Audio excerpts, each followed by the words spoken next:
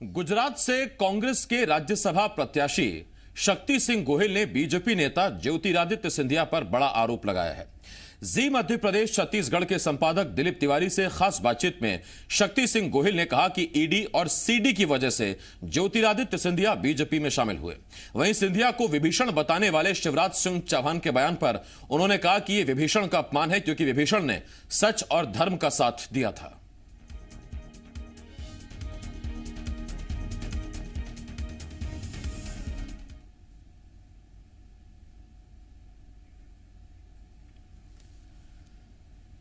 गुजरात से राज्यसभा के प्रत्याशी हैं कांग्रेस के शक्ति सिंह गोहिल, कांग्रेस के बड़े नेता हैं। उन्होंने जी मध्य प्रदेश छत्तीसगढ़ से खास बातचीत की। जी मध्य प्रदेश छत्तीसगढ़ के संपादक दिलीप तिवारी से खास बातचीत में शक्ति सिंह गोहिल ने ज्योतिरादित्य सिंधिया पर निशाना साधा, बीजेपी पर निशाना साधा। उन्होंने कहा कि ज्योतिरादित्य सिंधिया दरअसल ईडी यानी कि एनफोर्समेंट डायरेक्टरेट और सीडी की वजह से बीजेपी में गए हैं। इन दोनों को जानता हूं अच्छे से, मोदी शाह की जोड़ी को।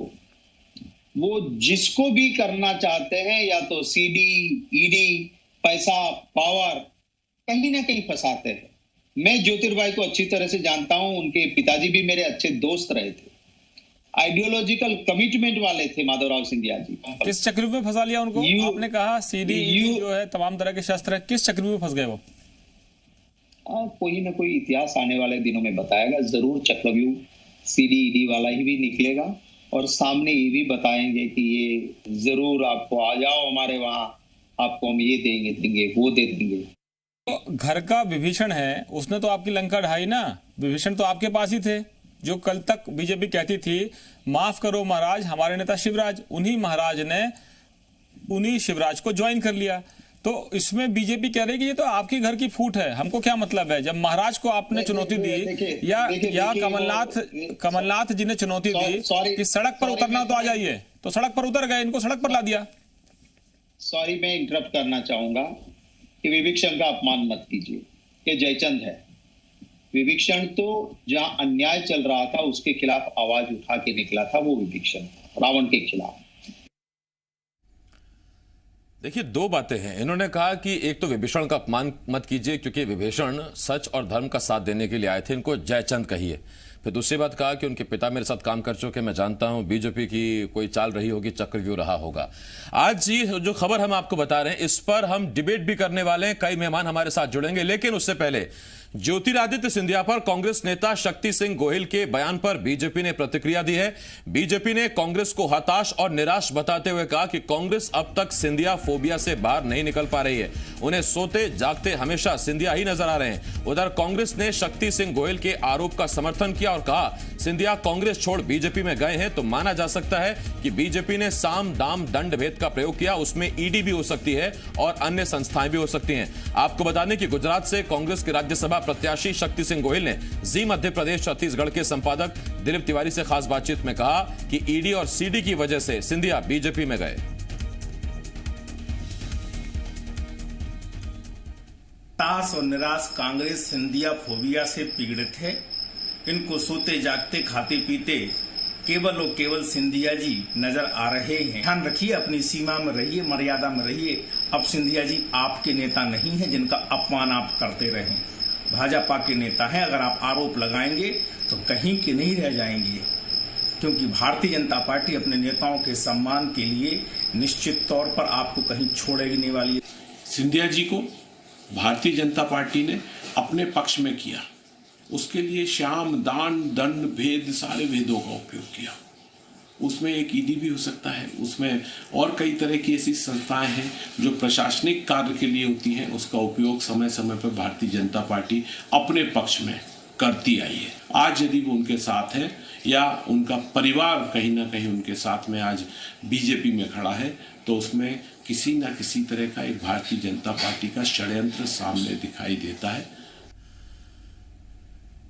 तो ये आपने देखा, कांग्रेस ने बीजेपी पर निशाना साधा है, कहा है हो सकता है कि ईडी सीडी का इस्तेमाल किया गया, हो सकता है किसी तरह का दबाव दिया गया हो। उधर रजनीश अग्रवाल, प्रवक्ता बीजेपी के, अब से कुछ दिन पहले तक जब सिंधिया कांग्रेस में हुआ करते थे, तो जमकर श्रीमंत कहकर निशाना साधा जाता था, श्रीमंत का श्रीयंत हुआ, इस तरह की बीजेपी से बातें आती थी।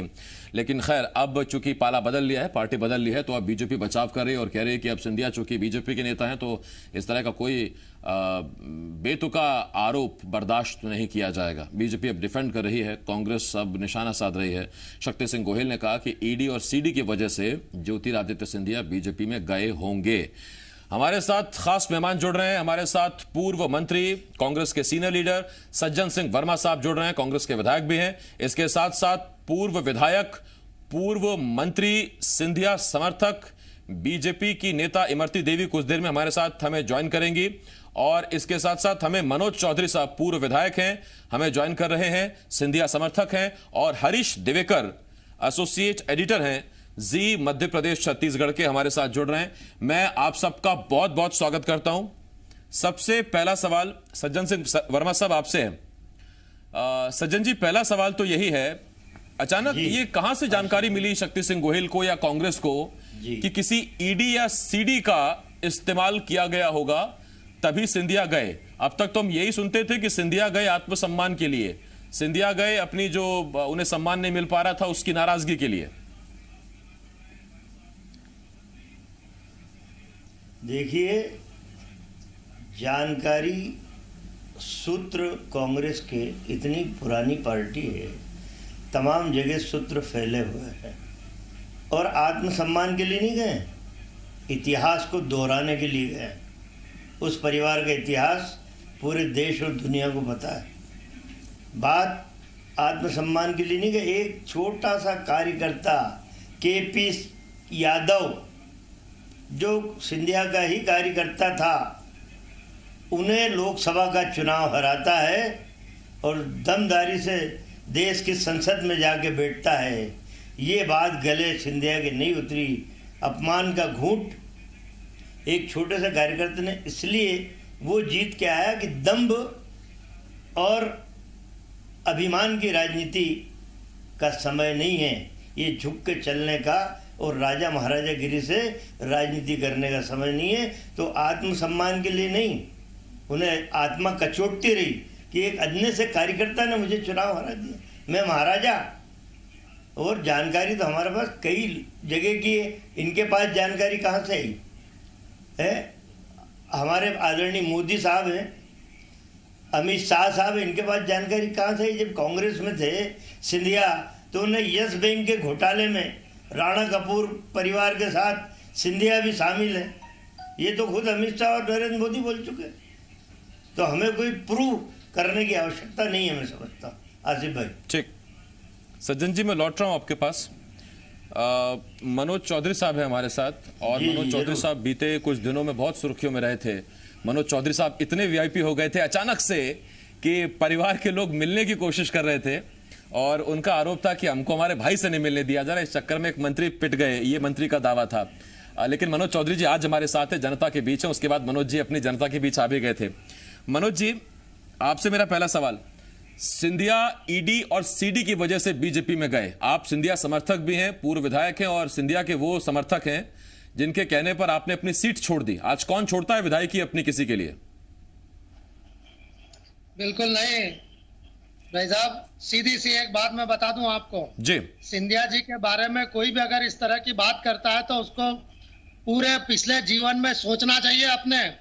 ऐसा व्यक्तित्व जो हमारे गांव में कहते हैं कि चांदी के झूले पे बैठ के और पैदा हुए हैं, पूरे मध्य प्रदेश को वो चला दे, आज की तारीख आधे पूरे देश को चला दे, ऐसे नेतृत्व, इतना बड़ा राजघराना जिनको कभी इस बात की आवश्यकता हो सकती है कि वो किसी आर्थिक सक्षमता के लिए ऐसा करेंगे? या पावर की बात अगर करते हैं अगर आप, तो पावर अगर एक बार वो आवाज लगा दे माननीय सिंधिया जी, तो एक एक गांव से हजारों की संख्या में लोग उनके लिए सड़कों पर उतर जाएंगे। मैं अपनी बात कहूं, मेरे जैसा एक सामान्य परिवार का व्यक्ति, एक छोटे से परिवार के व्यक्ति, उन्होंने हाथ पकड़ के अगर इस जगह बिठाया तो ये मात्र सिंधिया जी की देन है। और सिंधिया जी आज से नहीं, पूरा राजघराना, जब थोड़ा सा पीछे जाएंगे, अगर 1.5 साल पहले मध्य प्रदेश में अगर विधानसभा के चुनाव हुए थे तो मात्र 2 लोगों के फोटो लगाए गए थे नेताओं के, जिसमें एक माननीय कमलनाथ जी थे और एक माननीय ज्योतिरादित्य सिंधिया जी थे। लेकिन जब दोनों फोटो लगाकर पूरा चुनाव लड़ा और चुनाव जीता कांग्रेस ने, उसके बाद में माननीय सिंधिया जी के अगर सम्मान की बात आई और जब उन्होंने कहा, इस बात को लेकर जब पूरी जनता के सामने कहा कि हम कांग्रेस के वचन का एक एक वचन पत्र निभाएंगे, जब वचन पत्र दिया तो, और अगर आप सरकार नहीं निभा पाती है, वो सरकार में तो थे नहीं, एक तरफ थे, सरकार से अलग अंग थे, लेकिन चूंकि पार्टी के थे, उन्होंने कहा मेरी पार्टी की सरकार आपने बनाई थी, अगर मेरा कहीं कहीं सरकार वचन पत्र नहीं निभाती है तो मैं आप सब जनता के साथ सड़कों पे उतरने के लिए तैयार हूं। तो यहाँ पर हमारे माननीय मुख्यमंत्री जी सीधा कह देते हैं आप सभी पत्रकारों तो के सामने, पूरी जनता के सामने, उतरना है तो उतर जाओ। मतलब जनता के प्रति एकमात्र ऐसे नेता जो संवेदनशील है, जिन्होंने अगर कहीं किसान आंदोलन हुआ तो सबसे पहले अगर वो धरने पे बैठे, भूख प्यास अपनी छोड़कर बैठे थे कि उन किसानों को न्याय मिले, इस क्षेत्र की जनता को, मध्य प्रदेश की जनता को, एक एक जनता को न्याय मिले, हमारे नीचे तबके के व्यक्ति तक के मैं साथ में हूं। नहीं, ये देखिए, ये तो सारी बातें एक एक बात याद है मनोज जी, आपको भी, मध्य प्रदेश के हर आदमी को भी, क्योंकि मध्य प्रदेश के सियासत के इतिहास में कभी ऐसा हुआ नहीं था जो अभी 1.5 महीने पहले हुआ, वो तो एक एक बात याद है सबको। मैं तो आपसे बस इतना पूछना चाह रहा हूं कि आपको लगता है कि वाकई कोई दबाव बीजेपी का था जिसकी वजह से मजबूरी में उनको बीजेपी में जाना पड़ा, और जब मजबूरी में वो बीजेपी में गए तो सिंधिया समर्थक होने के नाते आपको भी उनके साथ बीजेपी ज्वाइन करनी पड़ी? मैं आपको एक बात बिल्कुल बहुत स्पष्ट बता देना चाहता हूं कि जितना मैं माननीय सिंधिया जी को जानता हूं, एकमात्र जन सेवा का लक्ष्य लेकर जो व्यक्ति काम करते हैं, पूरे एक एक जनता की सेवा के लिए, नहीं तो उनको जो है इतने बड़े राजघराने के व्यक्ति, उनको यहाँ पर क्यों अपन रोज के रोज कहीं ना कहीं कार्यक्रमों में आम जनता की सेवा के लिए कहीं ना कहीं धूप में, चाहे गर्मी हो बरसात हो, कभी नहीं देखते हैं। सुबह 6 बजे वो दिल्ली से भोपाल इंदौर पहुंच जाते हैं और रात को 2-2 बजे तक अगर वो जागते हैं, तो मात्र जन सेवा लक्ष्य रहा है उनका। और सबसे बड़ी बात होती है जन सेवा के लक्ष्य के साथ साथ व्यक्ति के स्वाभिमान की, व्यक्ति के मान सम्मान की। राजनीति में जब व्यक्ति रहता है तो उसका मान सम्मान बरकरार रहना चाहिए, लेकिन हमारे इतने बड़े नेतृत्व को अब सीधे कह देते हैं खुद की सरकार होके भी आप सड़कों पे आ जाइए, तो भाई आ जाते हैं सड़कों पे। ठीक, फिर देखें आप आगे सड़क पर, आपने सरकार भी सड़क पर ला दी। हाँ, उसके बाद क्या स्थिति हुई मध्य प्रदेश में मनोज जी, वो भी किसी से छिपा नहीं। मनोज जी, मैं लौट रहा हूं आपके पास। सज्जन जी, एक बार फिर मैं आपके पास आ रहा हूं। हरीश, मैं उसके बाद आपके पास आता हूं। सज्जन जी, 13 मार्च 2020, करीब करीब 1.5 महीने पहले की बात है। ये तब की बात है जब सिंधिया, बीजेपी सब चल रहा था, और अचानक से खबर आई कि ईओडब्ल्यू एक जमीन घोटाले के मामले में सिंधिया के खिलाफ पुरानी फाइल खोलेगा। 13 मार्च, उस वक्त आपकी सरकार थी, और तब तक ये पूरा एपिसोड हो चुका था। तो पहले इतने दिन तक आप रहे सरकार में, 1.25 साल, साल भर, तब ये खबर नहीं लगी कि सिंधिया जमीन घोटाला करके बैठे हैं, उन पर FIR कराई जाए, ईओडब्ल्यू कराई जाए? जब सिंधिया का बीजेपी प्रेम जागा तो उसके बाद ईओडब्ल्यू ने कहा कि हम पुरानी फाइलें खोलेंगे, तो शायद आपकी तरफ से कार्रवाई, बदले की कार्रवाई, जिस तरह के आरोप बीजेपी लगा रही है, तो तभी से शुरू हो गई थी।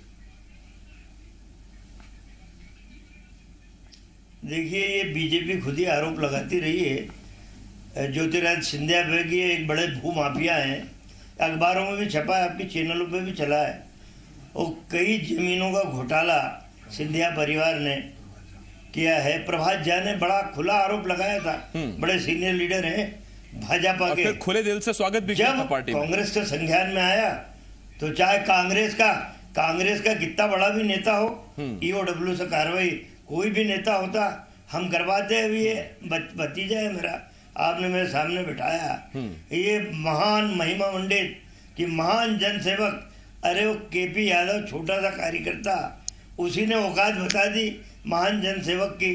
तो बातें, प्रश्न जो करे उस प्रश्न का सही जवाब आना चाहिए। अब आप देखिए, ED और CD की बात निकली, बिल्कुल सही है।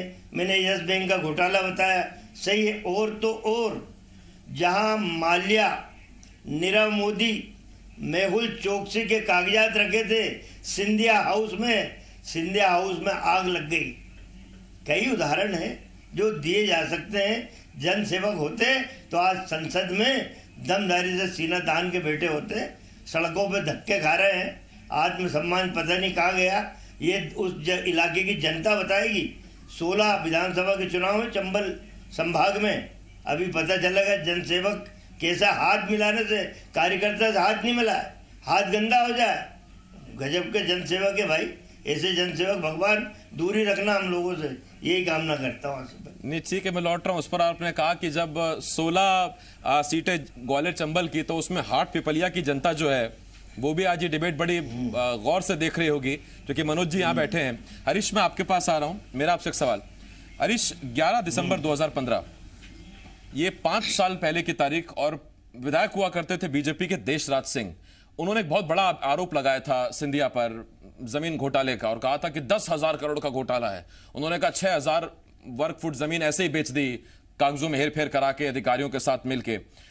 उसके बाद कांग्रेस की सरकार ने ईओडब्ल्यू के जरिए से कहलवा दिया कि हम तो ये फाइल दोबारा खोलेंगे। अब सरकार बदल गई तो फिर जांच की नीयत भी बदल जाएगी क्या?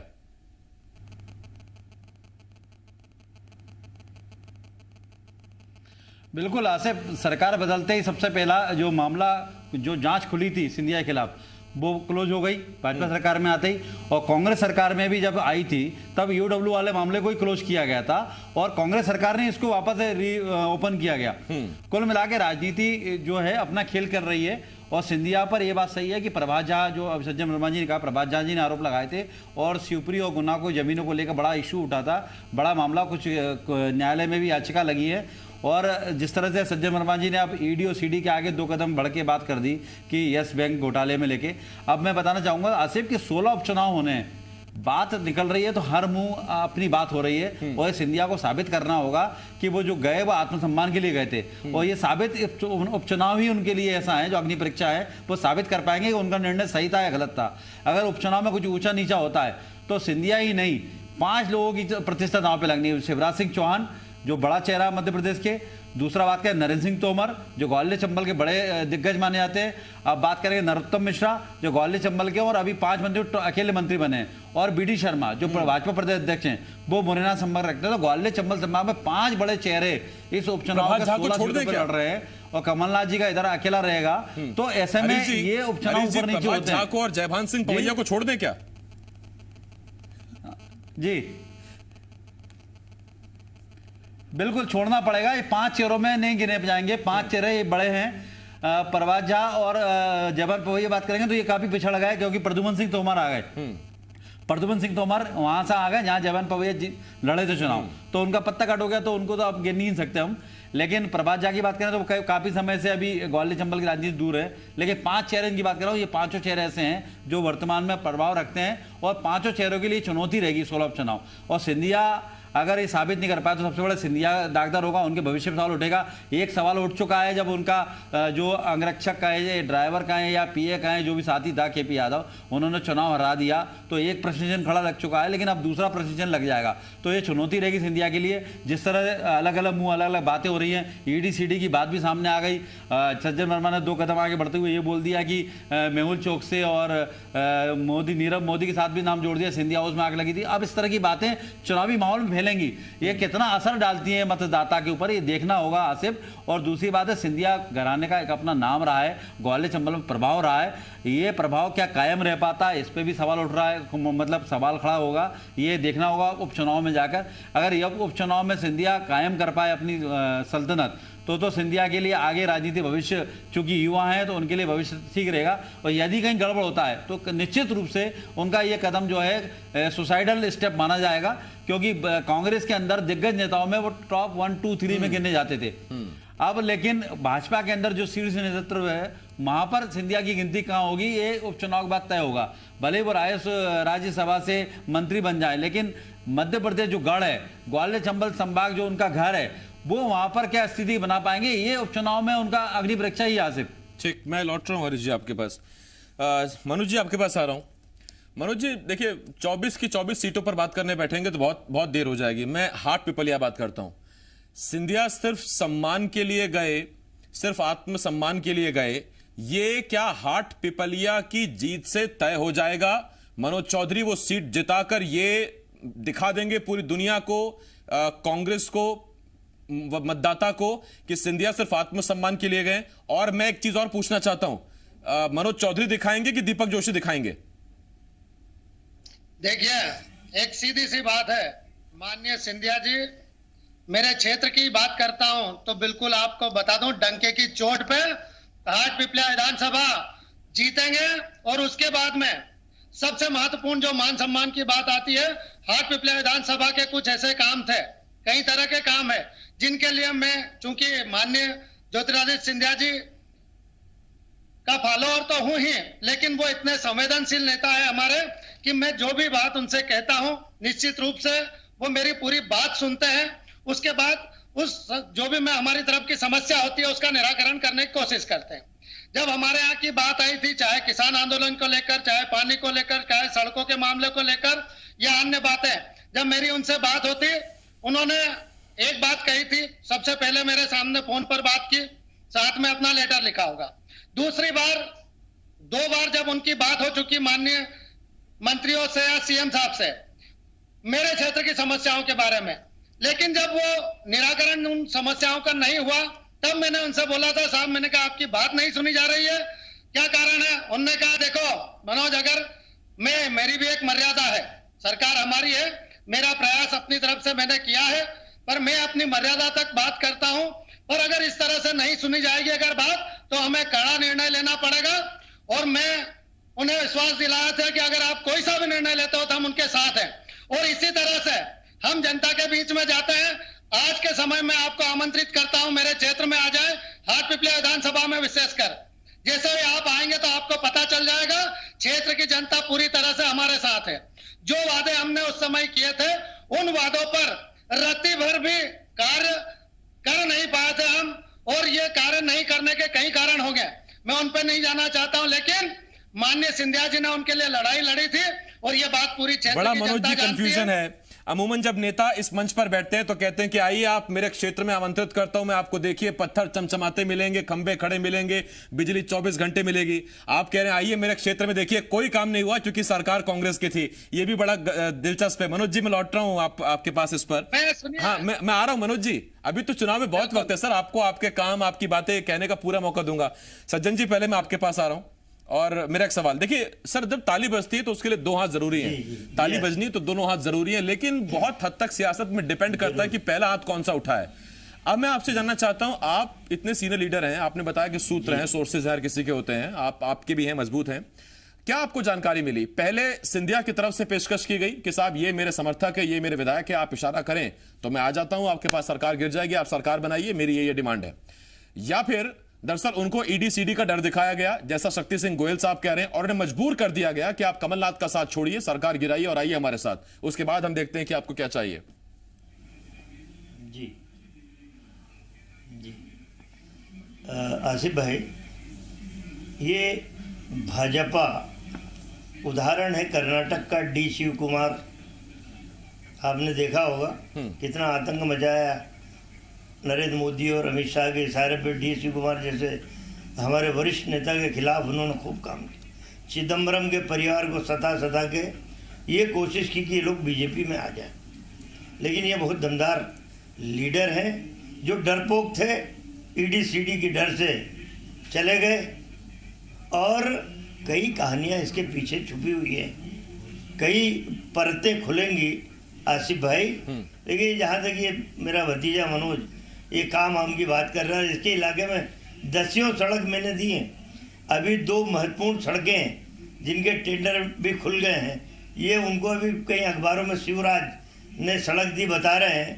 मैंने भेज दिया अखबारों को किस तारीख में टेंडर हुआ, कौन एजेंसी फिक्स हुई, श्रेय शिवराज को दे रहे। मतलब झूठ बोलने की ट्रेनिंग कांग्रेस से जाती बीजेपी में हमारे भतीजों को भी अब मिलने लगी है। कमलनाथ जी का एहसान मानना तो दूर, उन पे आरोप लगाना ये छोटा कद मेरे भतीजे का, ये शोभा नहीं देता।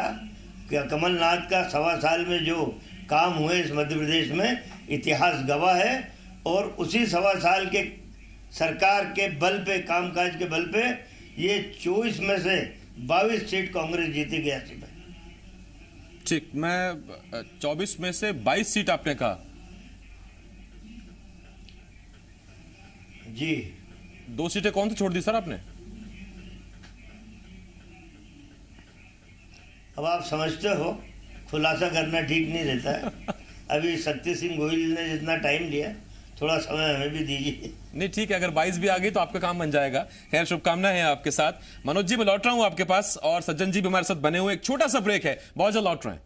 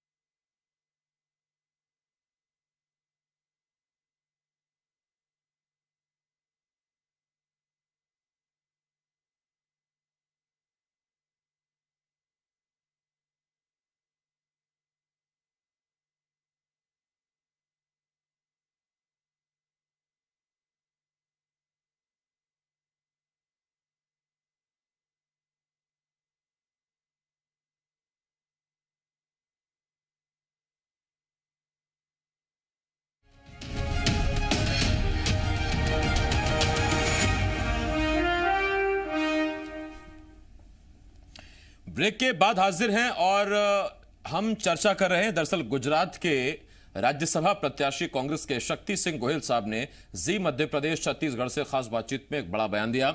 जी मध्य प्रदेश छत्तीसगढ़ के संपादक दिलीप तिवारी से खास बातचीत में उन्होंने कहा कि ज्योतिरादित्य सिंधिया की बीजेपी में जाने की वजह है एक चक्रव्यूह ईडी और सीडी का, यानी कि ईडी और सीडी का ही डर था जिसकी वजह से ज्योतिरादित्य सिंधिया बीजेपी में गए। इसमें दोनों पर निशाना साधा है। इसका सीधा मतलब यह है कि ज्योतिरादित्य सिंधिया का जरूर कोई केस होगा जिसको लेकर उन्हें ब्लैकमेल किया गया और ब्लैकमेलर की भूमिका उन्होंने बीजेपी की बता दी। इसके साथ ही उन्होंने कहा कि विभीषण बताना ज्योतिरादित्य सिंधिया को शिवराज सिंह की तरफ से ये विभीषण का अपमान है, क्योंकि विभीषण ने धर्म और सच का साथ दिया था, यानी कि यह भी बता दिया कि सिंधिया विभीषण नहीं जयचंद है। उन्होंने इन शब्दों का भी इस्तेमाल किया।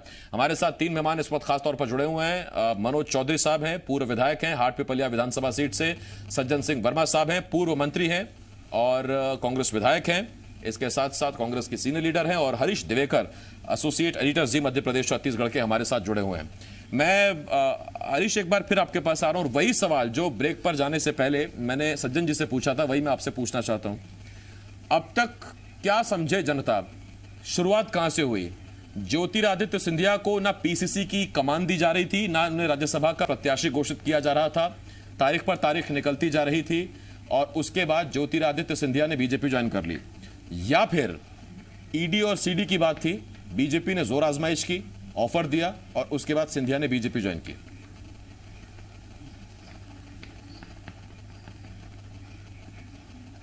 आसिफ, ये सवाल तो आज भी जनता के मन में ही खड़ा हुआ है कि ज्योतिरादित्य सिंधिया, जो सिंधिया परिवार का कद था, और ज्योतिरादित्य सिंधिया का जो कांग्रेस में कद था, उन्हें सोनिया गांधी का दूसरा बेटा माना जाता था। राहुल गांधी के साथ उनका जो कॉम्बिनेशन था, प्रियंका गांधी के साथ कॉम्बिनेशन था, और आने वाले समय का, भविष्य का, केंद्र का बड़ा नेता माना जाता है कांग्रेस का, और साथ में मध्य प्रदेश का बड़ा नेता। और उस तरह से जो कदम उठाएंगे ये किसी ने सोचा भी नहीं था। और जब ये घोषणा हुई कि सिंधिया के साथ 22 विधायक जा रहे हैं, तब भी कहीं ना कहीं ग्वालियर चंबल, चूंकि मैं खुद भी ग्वालियर से बिलोंग करता हूं और वहाँ के काफ़ी राजनीतिक क्लोज से देखी हुई है, लोगों का जो अटैचमेंट है सिंधिया परिवार से, तो कई लोगों को इस बात को लेकर सवाल खड़े हो रहे थे कि सिंधिया ने किस तरह कदम उठाया है। क्योंकि सिंधिया परिवार का पहले भी जनसंघ में, भाजपा में सब कुछ रहा है, तो इसको लेकर एक तो ये बात भी उठी, जो भाजपा कल तक सिंधिया परिवार पे, जो सिंधिया ज्योतिरादित्य सिंधिया पर आरोप लगाती थी लक्ष्मीबाई को, महारानी लक्ष्मीबाई को लेकर, अब वो सब छोड़ छाड़ के वहाँ चले गए। राजनीति में कुछ भी संभव है, लेकिन सवाल वहीं खड़ा होता है,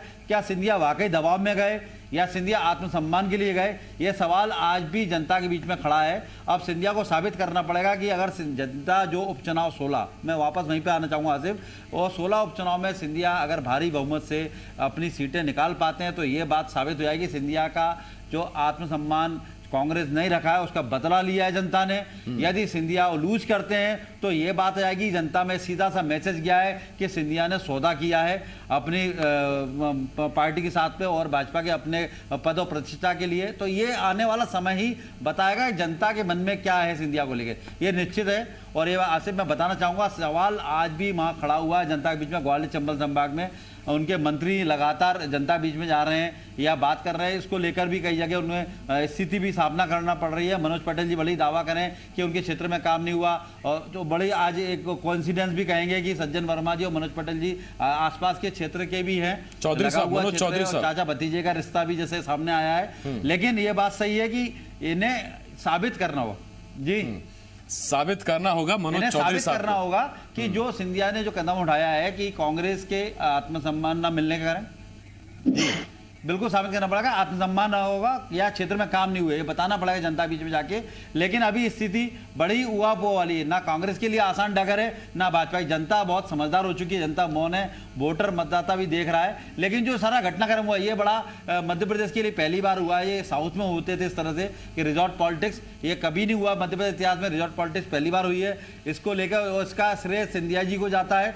सिंधिया जी ने इसको, भाजपा पूरी तरह से ताक लगाए बैठी थी, भाजपा कभी सफल नहीं हो पाती अगर सिंधिया नहीं जाते। एक साथ 22 विधायक जाना कांग्रेस के लिए भी झटका है, और ये भी एक बड़ा अपने आप में इतिहास है कि 6 मंत्री पद छोड़ के जा रहे हैं। सिंधिया के साथ कमिटमेंट है इन लोगों का, जिन मनोज चौधरी जी ने कहा, ये बात भी बड़ी बात है, देखने वाली बात है। यहाँ कमिटमेंट भी देखने को मिला, लोगों ने अपने विधायक ही छोड़ दी, मंत्री और 6 मंत्री पद छोड़ दिए। नहीं, कमिटमेंट तो इस हद तक है, किस रूप मुझे याद आता है अरिश जी, जब वापस मिलता है अपने सावेर से विधायक जब तुलसी सिलावट मंत्री पद लेने के लिए दही चीनी खा रहे थे, तो उस वक्त हमने बात की थी उनसे, तो उनसे पूछा गया था कि आप तो मंत्री बनने जा रहे हैं, बाकी का क्या होगा? तो उन्होंने कहा था सारे एडजस्ट होंगे। उसके बाद से कई कयास सियासी गलियारों में तैर रहे हैं कि सारे एडजस्ट होंगे, मतलब कहाँ? मनोज चौधरी जी भी अपने हिस्से का इंतजार कर रहे हैं कि उनको कहाँ एडजस्ट किया जाना है। खैर, मैं चौधरी साहब आप ही के पास आ रहा हूं, और चौधरी साहब आपसे एक सवाल। ये दरअसल देखिए, कांग्रेस के लिए तो चीजें बहुत आसान है, इस लिहाज से आसान है क्योंकि आप लोगों को उन्होंने प्रत्याशी बनाया, आपको भी कांग्रेस की तरफ से टिकट मिला था, आप सिंधिया समर्थक है वो बात अलग है, लेकिन पार्टी तो कांग्रेस थी। अब आपको जब टिकट मिलेगा तो जैसा मैंने एक जिक्र किया नाम, और आपने वो नाम स्किप कर दिया, आपने उस पर कुछ नहीं कहा।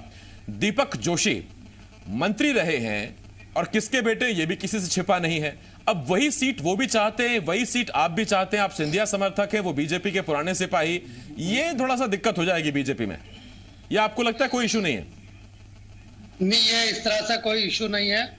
एक सबसे महत्वपूर्ण बात मैं बता दूं, जब पहली बार मेरा इस्तीफा अगर पार्टी में यहाँ आपके माध्यम से कहीं ओपन हुआ था, उसी समय माननीय दीपक जोशी जी ने उनके क्षेत्र में जितने भी उनके साथी थे उनके द्वारा पूछा गया था कि अब आप क्या करेंगे। उनने पहली लाइन एक ही बात कही थी कि मनोज को अगर पार्टी टिकट देती है तो निश्चित रूप से हम सब मिलकर मनोज का साथ देंगे और उसको जिताएंगे। ये पार्टी की गाइडलाइन के अनुसार ही हुआ है। नहीं, अगर मनोज चौधरी को टिकट नहीं मिलता है, मान लीजिए एक बार को, हालांकि बड़ा मुश्किल है, लेकिन अगर टिकट नहीं मिलता है तो मनोज चौधरी दोबारा बेंगलोर तो नहीं जाएंगे ना? एक बात मैं बता दूं आपको भाई साहब, मेरी आस्था उस व्यक्ति के प्रति है जो जनता की सेवा, इतने बड़े व्यक्तित्व, इस देश का सबसे बड़ा राजघराना अगर कहे उनको, उस सबसे बड़े राजघराने के व्यक्ति जो आम जनता की सेवा के लिए अगर पूरे रात दिन एक करते थे, अपना पसीना खून नहीं देखते हैं, मैं उन व्यक्ति के समर्थन में आया हूं, साथ ही उस जनता की लड़ाई के लिए आया हूं जो मेरे क्षेत्र में मैंने उस जनता से वादा किया था और मैं वादे पूरे नहीं कर पाया था, और माननीय सिंधिया जी ने उस मेरा समर्थन उस बात के लिए किया था। उस मामले को लेकर आया हूं, जनता भी पूरी तरह से साथ में है, साथ में वरिष्ठ जितने हमारे यहाँ के पदाधिकारी है वो भी साथ में, और वो इस बात को जानते हैं अच्छी तरह से। जो भी गाड़ी हमारी पार्टी तय करेगी उसके मुझे उस पर ऊपर कोई सोचने या समझने की जरूरत नहीं है। मैंने पूर्ण आस्था के साथ में माननीय सिंधिया जी के साथ में गया हूं, और एक बात बताऊं, मेरी लड़ाई इस बात की है कि मेरी क्षेत्र की जनता को न्याय मिल जाए। चाहे अभी अगर हम कहीं बात कर रहे थे, माननीय हमारे अंकल, मैं ज्यादा क्योंकि मैं डिबेट में नहीं जाना चाहता उनके मामले में, लेकिन इतना जरूर कहूंगा, उन्होंने कहा कि भाई आप कमलनाथ जी ने सड़कें स्वीकृत की। मैं छोटी सी एक कहानी कहना चाहता हूँ कि एक बार एक राजा कहीं से बाहर से घूम के आया, वो जब अंदर घुस रहा था ना, तो उसको बाहर एक भूखा ऐसा कपड़े निकला हुआ ठंड के समय में एक भिखारी दिखा। उसने देखा, क्यों तुझे ठंड नहीं लग रही है? उन्होंने कहा साहब ठंड तो लग रही है, तो फिर कैसे जिंदा रह पाता है? एक लाइन है ज्यादा दूर ने। उन्होंने कहा तू जिंदा कैसे है? उन्होंने कहा साहब ठंड लगती है, अब आदत पड़ गई है। नहीं, मैं तेरे लिए कंबल की व्यवस्था करवाता हूँ तेरे ओढ़ने का। राजा चले गया अंदर जाने के बाद वो अपने काम में मशगूल हो गया और भूल गया। दूसरे दिन उसने देखा कि एक लाश खड़ी हुई वहां पर सामने एक सीट कुर्सी पे एक लाश मिली उनको, वहां के लोगों ने। उन्होंने कहा ये क्या? तो उन्होंने कहा कोई भिखारी मर गया। बाद में राजा को समझ में आया कि किसी को विश्वास नहीं दिलाना चाहिए, चाहे कुछ भी हो। वो वैसे भी जो है भिखारी जी जाता, लेकिन सिर्फ उस विश्वास में मर गया। और वो कैसे, मैं बता दूं, हमारे यहाँ सड़कों के भी टेंडर हुए, लेकिन 3 बार टेंडर कैंसिल हो गए। नहीं, आप बोल रहे हैं, ये बात मैं सज्जन जी से जरूर पूछूंगा। मनोज जी, मैं लौट रहा हूं आपके पास, क्योंकि पीडब्ल्यूडी का जिम्मा वही देख रहे थे, सड़कें मतलब सीधा सज्जन सिंह वर्मा। मनोज जी, मैं लौट रहा हूं आपके पास। और इस बीच मनोज जी रुकिए ना, अभी हमारे साथ इस वक्त इमरती देवी, पूर्व मंत्री, सिंधिया समर्थक, पूर्व विधायक हमारे साथ जुड़ रही हैं। इमरती जी, बहुत बहुत स्वागत है आपका चर्चा में। धन्यवाद साहब जी। इमरती जी, मैं लौट रहा हूं आपके पास। सज्जन सिंह वर्मा साहब, टेंडर हुए आपने बताया, मनोज चौधरी साहब कह रहे हुए तो सही, लेकिन फिर कैंसिल हो गए। जनता विश्वास में मर गई। ठंड में कंबल देने का वादा किया था, कंबल मिला नहीं। जी जरूर, मैं जवाब दे रहा हूँ। अभी तो इनकी पहली बात का जवाब दे दूँ कि देश का सबसे बड़ा राजघराना, राजा महाराजा, आज़ादी को 74-75 साल हो गए आसिफ भाई, ये गुलामों की भाषा अब जनता पसंद नहीं करती। हम तो वो लोग हैं, सज्जन वर्मा जैसे लोग, ये राजा महाराजा की हस्ती मिटाएंगे और आम जनता का राज लाएंगे। हम तो उस भाषा के बोलने वाले लोग हैं। ये राजा महाराजा को महिमा मंडित करते करते गुलामों की जिंदगी जी रहे हैं। सारे राजा चले गए क्या कांग्रेस से? सज्जन सिंह वर्मा साहब, खुद इनने मेरे भतीजे ने जी, मैंने कहा सारी राजशाही कांग्रेस से खत्म हो गई क्या? सारे राजा चले गए? भतीजे ने, अरे देखिए, आप देखते जाइए क्या होगा, कांग्रेस क्या करेगी। प्रिव्यू पर समाप्त किया राजा महाराजाओं का इंदिरा जी ने जी। ये यहाँ नहीं चलती राजा और महाराजागिरी। यहाँ तो सज्जन वर्मा जैसे लोग स्वाभिमान से जिंदा रहते हैं, दमदारी से जिंदा रहते हैं। अभी मेरे भतीजे ने कहा सड़कों के बारे में 3 बार टेंडर कैंसिल हुए। इन्हें प्रक्रिया नहीं पता है, अभी पहली बार विधायक बने। जब कोई सड़क 100 रुपये में बनना हो और टेंडर में ठेकेदार डाले कि मैं तो 150 में बनाऊंगा, वो टेंडर कैंसिल होते हैं। जब रेट ज़्यादा आते हैं, कैंसिल करने की प्रक्रिया है। जब समान दर पे आता है तब उस पर विचार होता है। और वो सड़क अभी जिनका जिक्र कर रहे हैं, अभी बनते हुए देखेंगे ये, तब जनता इनको ही बोलेगी।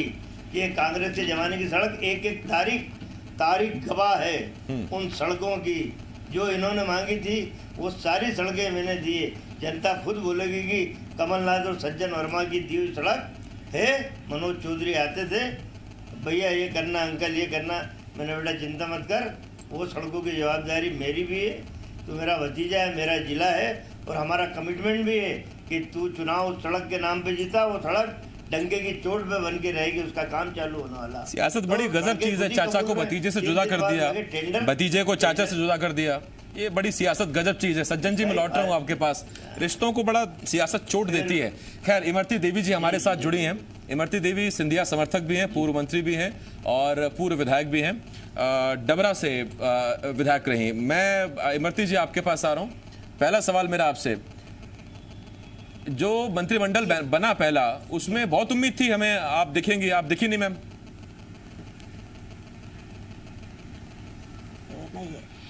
छोटा सा मंत्रिमंडल बना है, उसमें अगर एक एक समाज के एक एक लोग लेने थे तो हमारे तुलसी भैया गए, बाद में हम पहुंच जाएंगे। ये छोटा सा मंत्रिमंडल बना है तो इसमें कोई लड़ाई की बात नहीं, आज नहीं तो कल बने ही जाएंगे। और जो दूसरा होगा उसमें तो रहेंगे ना। अगर मंत्री पद का इतना ही लालचा होता, अगर मंत्री पद का इतना लालचा होता तो हम क्यों मंत्री पद से इस्तीफा देते। अगर वरिष्ठ नेतृत्व होगा, श्रीमंत महाराजा साहब होंगे और अगर पद होगा तो हम लेंगे, मंत्री बनेंगे दूसरी बार। ठीक, इमरती जी दरअसल ये डिबेट कहाँ से शुरू हुई मैं आपको बताता हूँ। कांग्रेस के सीनियर लीडर हैं शक्ति सिंह गोयल साहब, आप जानते हैं उन्हें। शक्ति सिंह गोयल गुजरात से राज्यसभा के प्रत्याशी भी हैं जी। उन्होंने जी मध्य प्रदेश छत्तीसगढ़ से बातचीत में हमारे संपादक दिलीप तिवारी जी से खास बातचीत में कहा कि सिंधिया बीजेपी में जो गए हैं उसके पीछे सारा खेल ईडी और सीडी का है। अब ये ईडी और सीडी का कोई दबाव था क्या सिंधिया पर, जिसकी वजह से वो बीजेपी गए और आप सब लोग उनके साथ चले आए? ये कांग्रेस का आलक्ष्य लगाना है। सिंधिया एक ऐसा परिवार है कि जहां तक उठा के देखो पूरे मध्य प्रदेश में, जबकि देश में कहीं कहीं सिंधिया परिवार एक ऐसा परिवार है कि वो विकास, जनता, गरीब, एससी, मजदूरन का हित चाहता है। तो ऐसी उन्हें कोई लालचा ना कि किसी चीज के लालचा में गए हों, या ये तो अब उनका भरभराट है कांग्रेस का, वो कैसे निकालें, कैसे क्या करें। अब वो इस बात के लिए भड़बड़ा रहे कि हमारी सरकार चली गई तो सिंधिया पे कुछ भी आ रखे। एक सिंधिया ऐसा परिवार है कि जो उनके बाबा दादा इतने सब कुछ उनके पास है, वो ऐसे सब जो झूठे आलक्ष्य कोई भी लगा दे, लेकिन इन बातों में कोई तथ्य नहीं है। ठीक, सज्जन जी मैं आपके पास लौट रहा हूँ। सज्जन जी, क्या कांग्रेसियों को चिंता सताती है कि अगर सरकार नहीं आ पाई तो जहां तक मैं जानता हूं सज्जन सिंह वर्मा पर आज तक एक भी क्रिमिनल अब तक कोई रिकॉर्ड नहीं है, कोई आप पर एफआईआर नहीं है, लेकिन हर कांग्रेसी तो सज्जन सिंह वर्मा नहीं है। तो कांग्रेसियों को ये चिंता भी सताती है क्या कि अगर बीजेपी की सरकार बनी तो फिर ये ईडी सीडी वाला खेल हमारे खिलाफ भी शुरू हो जाएगा? इससे बढ़िया ताकत झोंक दो 24 की 24 सीटों पर। देखिए, अमित शाह नरेंद्र मोदी की हरकतें पूरा देश जानता है कि जो व्यक्ति दूसरे राजनीतिक दल का इनके सामने झुकता नहीं है, चाहे लालू यादव हो या कई नाम है, चिदम्बरम हो, डी शिव कुमार हो, ममता बनर्जी हो, साम दाम दंड भेद से किसी भी तरीके से, चाहे सीबीआई हो, सीबीसी हो, कई हथियार इनके पास है, उससे दबाने की कोशिश करते हैं। जहाँ तक चिंता का विषय है, कांग्रेस कॉन्फिडेंट है, कांग्रेस फिर 6 महीने के अंदर सरकार बनाएगी। सिंधिया जी की क्षेत्र की हालत पल पल की खबर आती है। जनता ने मन बना लिया है कि जो लोग पैसे में बिके, जिन लोगों ने हमारे वोटों को बेचा, हमने 5 साल के लिए सरकार को मैंडेट दिया था, चुन के भेजा था, हमें फिर चुनाव की विभीषिका में झोंकने की तैयारी सिंधिया और उनके खेमे न करी है। हम चाहते थे 5 साल ईमानदारी से सरकार चले, लेकिन खरीद फरोख्त में हमारे वोटों को भी बेचा गया। वहाँ की जनता तैयार बैठी, चुनाव कब आए, जितनी जल्दी तारीख तय हो वो बदला लेने के लिए बैठी। ये चंबल संभाग की एक भी सीट ये जीत नहीं पाएंगे, क्योंकि इन्होंने जिंदगी भर गुलामों की भाषा बोली है। अब गुलामों का जमाना नहीं है, ये स्वतंत्र भारत में स्वतंत्र नागरिक की भाषा चलेगी। सज्जन जी, आपने कहा कि दबाव, कई आपने एग्जाम्पल्स भी गिनाए। आपके खिलाफ तो कुछ है नहीं अभी तक, तो क्या बैकडेट में एफआईआर करवा देंगे क्या? इतना दबाव पड़ता है क्या? हाँ जी, देखो साहब, मैं इन बातों से डरने क्या, जिस राह पे हम चल रहे हैं वो कांटों भरी है, ये हम जानते हैं, पथरीली राहें हैं, कोई बात नहीं। जो कांग्रेस में डरने का काम नहीं है। कांग्रेस के लोग गांधीवादी लोग हैं, सत्य के मार्ग पे चलने वाले लोग हैं, और हम उन लोगों से कभी डरते नहीं हैं जो लोग अंग्रेज़ों का साथ देते हैं। लक्ष्मीबाई जैसी महारानी जिसने अंग्रेज़ों के दांत खट्टा किए, उनके साथ मिल जाते हैं। उन लोगों से डरना क्या, इसलिए हम तो निर्भीक होकर फिर मध्य प्रदेश की सड़कों पे निकलेंगे और कांग्रेस की सरकार को बनाएंगे। इमरती देवी जी, यानी जो उपचुनाव है आने वाले 24, इसके नतीजे बता देंगे क्या कि सिंधिया ने जो आत्मसम्मान की लड़ाई लड़ी, जनता भी यही मानती है कि ये सिंधिया की आत्मसम्मान की लड़ाई थी, कोई लालच नहीं था जैसा कि आप कह रहे हैं, और अगर चुनाव पलट गए या कुछ हादसा हो गया, आप नहीं जीत पाए, तो फिर जनता ये बता देगी कि कोई आत्मसम्मान नहीं, ये सिर्फ सत्ता के लिए गए? अपने बड़े साहब, अब मैं सुन रही थी जो बड़े भाई कह रहे हैं हमारे, उनका कहना बिल्कुल टोटल गलत है। हम जनता की सेवा के लिए गए हैं, हम जनता के विकास के लिए गए हैं। आज 1.5 साल से सरकार थी, चाहे PWD हो और जो भी विभाग हो, आज हम विधानसभा में दो बार विधायक रहे। 2008 से हम 18 तक विधायक रहे, तीसरी बार हम बने हैं। तो 3 बार जब बीजेपी की सरकार रही तो थोड़े बहुत काम कराए हैं, लेकिन जब से कांग्रेस की सरकार आई, माननीय कमलनाथ जी मुख्यमंत्री बने, उस दिन से डबरा विधानसभा में, मैं तो खुद अपनी विधानसभा की बात कर रही, कोई भी मंत्री अगर खड़े होकर कह दे कि 2 रुपए का भी हमारी जनता का काम हुआ हो, तो सज्जन जी ने आपको 2 रुपए भी नहीं दिए क्या? काम 13,000 करोड़ को काम, माननीय मैं बोलना चाहूंगा, मैं बोलना चाहूंगा, 2 रुपए भी नहीं दिए क्या इमरती जी? बता दे। हाँ, मैं आऊंगा सज्जन जी, अगर मैं जवाब दूंगा 1 मिनट में। हाँ, मैं आ रहा हूँ सज्जन जी, जवाब दे रहा हूँ। सज्जन जी सुन लीजिए, मैं आ रहा हूँ। ये PWD एक अधिकारी का मैंने ग्वालियर जिले में एक ट्रांसफर कराया था, तो हमारे भाई सज्जन सिंह बड़े भाई ने, वर्मा जी ने उसको 3 दिन भी नहीं रहने दिया। और एक सड़क भी अगर डबरा में बन गई हो तो ये हमें बता दे कहां से कहां तक हमने एक सड़क भी बनवाई। अरे इनकी तो छोड़ो, कोई भी मंत्री अगर बात करके बता दे कि डबरा में 1.5 साल में ये विकास हुआ है। और जब राहुल गांधी जी, कमलनाथ जी और माननीय सिंधिया जी डबरा में मंच पे गए थे वोटों के पहले, तो इनने वचन पत्र में कई वादे किए थे हमसे, हमारी जनता सामने खड़ी थी, कई वचन पत्र में वादे करे थे। अगर वो वादे में से ने एक भी पूरा करो हुई तो बता दे। ठीक, ये एक छोटा सवाल आपसे, और ये जो अधिकारी है, ये इनका ट्रांसफर आपने क्यों करवाया था? कोई खास वजह, काम नहीं कर रहे थे, क्या वजह थी इमरती जी?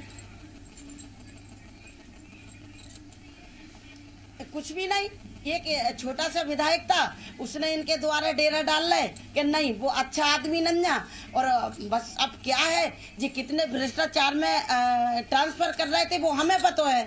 हमने इनके विधायकन के ट्रांसफर करे, लेकिन हमारा किसी ने एक ट्रांसफर भी नहीं किया। ऐसी सरकार में क्यों कराए हम, जिसमें जनता का विकास नहीं, गरीबों की पूछ नहीं। अच्छा ठीक, यानी कि आप पॉइंटर्स बढ़ गए। इमरती जी लौट रहा हूं मैं आपके पास, गरीबों से और जनता से बहुत लगाव है।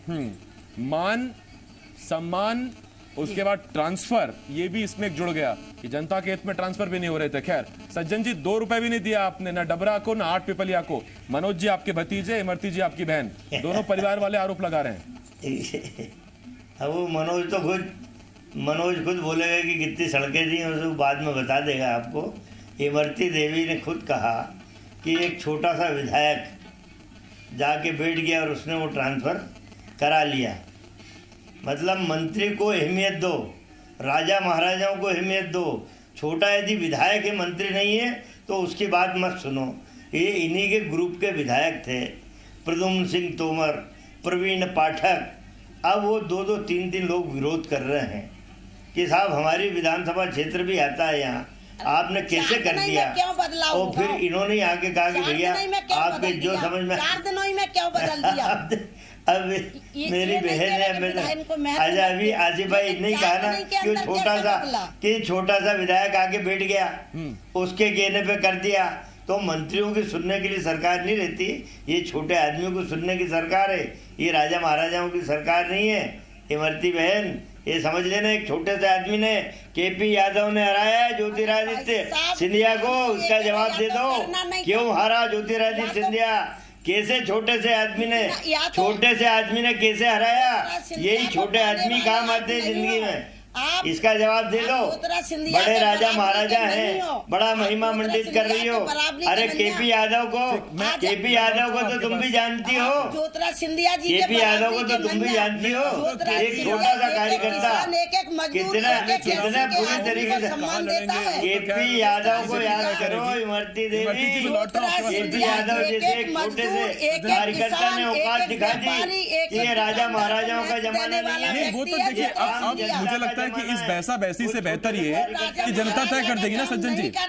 हाँ सज्जन जी, मैं लौट रहा हूँ। इमरती जी एक मिनट, इमरती जी एक मिनट, इन्हें पता लग जाएगा 6 महीने। हाँ जनता बता देगी। इमरती जी एक मिनट, इमरती जी एक मिनट। हरीश जी, आप कोई सवाल पूछना चाहें अगर सज्जन सिंह वर्मा साहब से, मनोज चौधरी साहब से, इमरती जी से?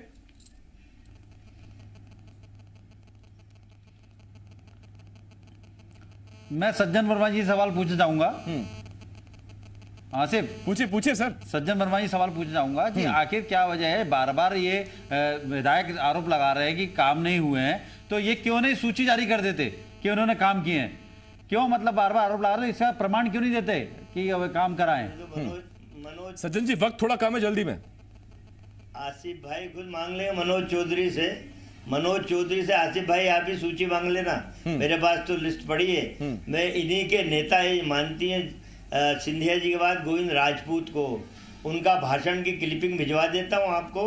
अभी सरकार गिरने के 1 महीने पहले कमलनाथ जी, गोविंद राजपूत सुर्खी विधानसभा में गए थे। ठीक सज्जन जी, जैसा आपने कहा वैसे ही इमरती जी और मनोज भाई भी कह रहे हैं।